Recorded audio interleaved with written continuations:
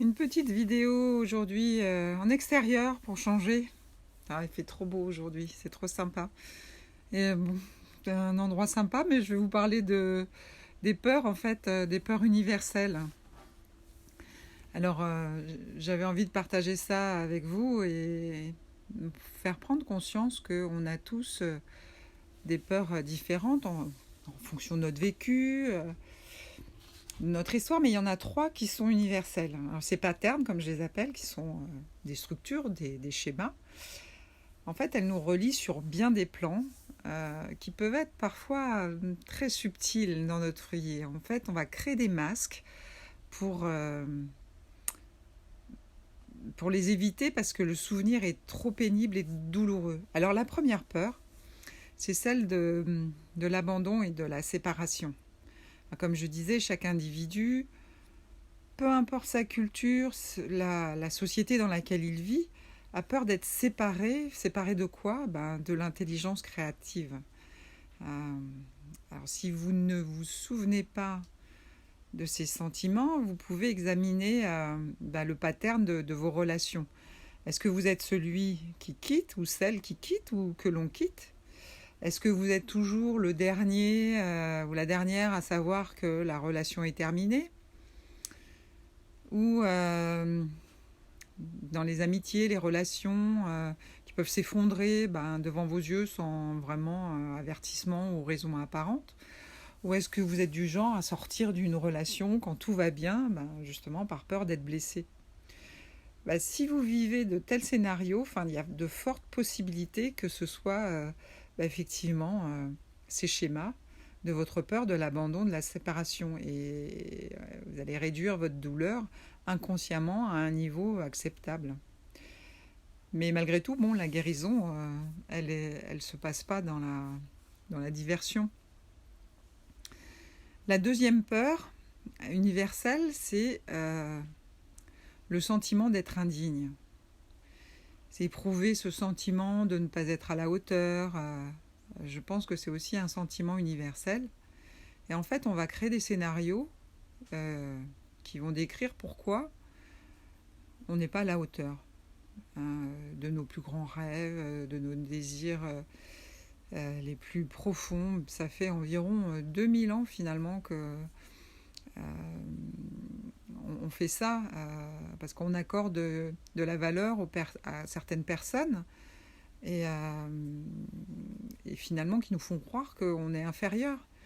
On rejette en quelque sorte notre part angélique, on est convaincu d'avoir commis des fautes ou des actes répréhensibles ou de ne pas être assez bien et donc on va chercher la rédemption ou à faire mieux ou à faire bien par rapport à une force extérieure à nous, à un jugement qui serait extérieur à nous.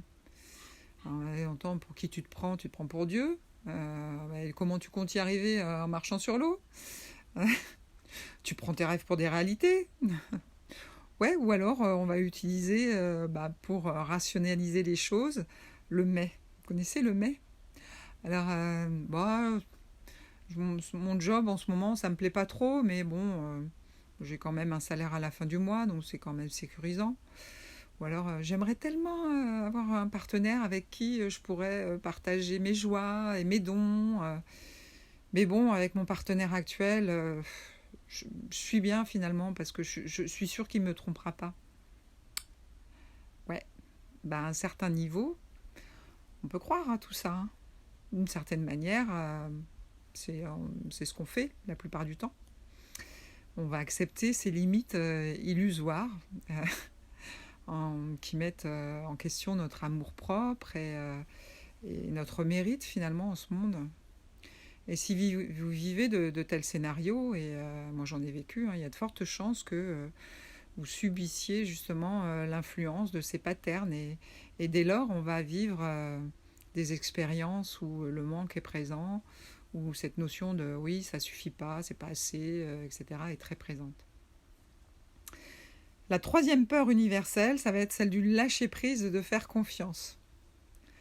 Ouais, chacun de nous croit que pour une raison inconnue, une raison cachée, quelque part dans son passé lointain, ou si vous croyez aux réincarnations, à des vécus d'une autre vie, que le monde finalement n'est pas sécuritaire. Donc au travers des deux premières peurs que je vous citais avant, notre évolution finalement nous a peut-être conduit vers un endroit qui valide que pour survivre en fait, je dois vivre dans la suspicion à l'égard du processus de la vie.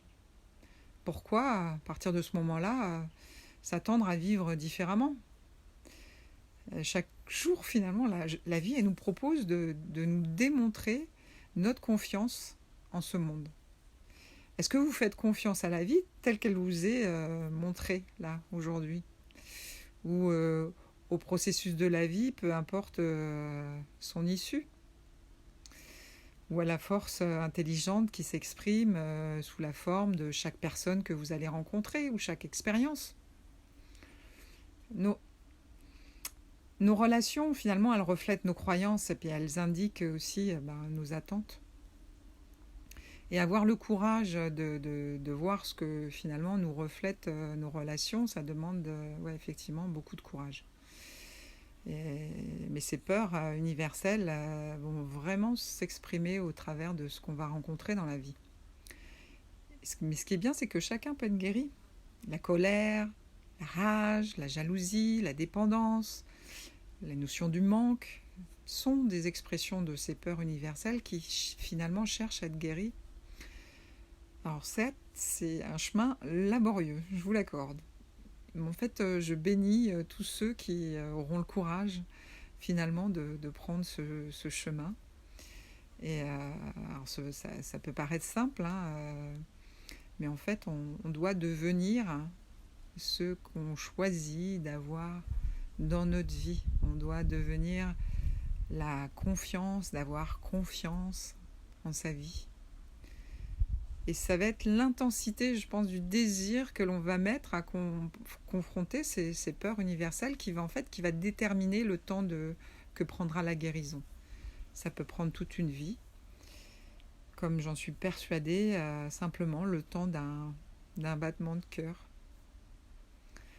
Alors si tu souhaites être accompagné dans ce processus de libération de ces peurs, n'hésite pas à visiter mon site et voir les coachings personnalisés, individuels que je propose, soit sur 3 jours ou une semaine. Et puis si cette vidéo t'a plu, n'hésite pas à liker et puis à partager. Je te remercie. Bye bye.